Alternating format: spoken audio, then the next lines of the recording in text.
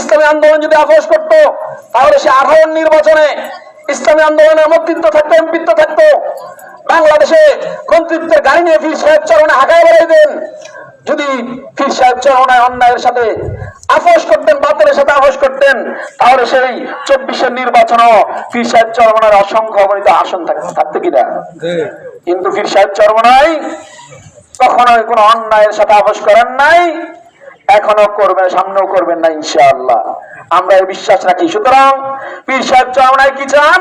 পীর সাহেব চরমনাই চান এই সমাজ ব্যবস্থা একটা আমূল পরিবর্তন, কোরআনের দ্বারা সমাজ প্রতিষ্ঠা হোক, কোরআনের দ্বারা সমাজ পরিচালিত হোক, এটাই পীর সাহেব চরমনাই চান।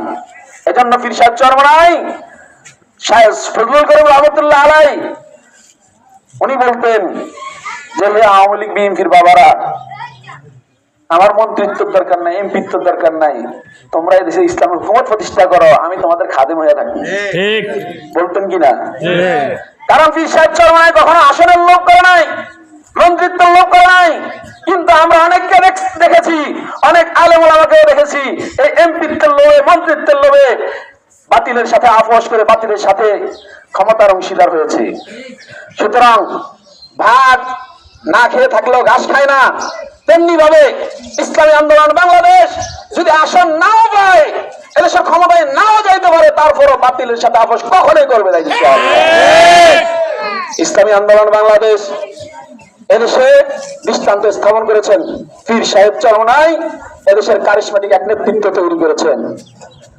যখন বাংলাদেশের রাজনৈতিক অস্থিরতা কোন দল কোন দলের ছায়া দেখতে পারে না, তখনও পীর সাহেব চরমনাই সকল রাজনৈতিক নেতৃবৃন্দকে একই টেবিলে বসাতে সক্ষম হয়েছে। এটা পীর সাহেব চরমনাইয়ের নেতৃত্বের গুণাবলী।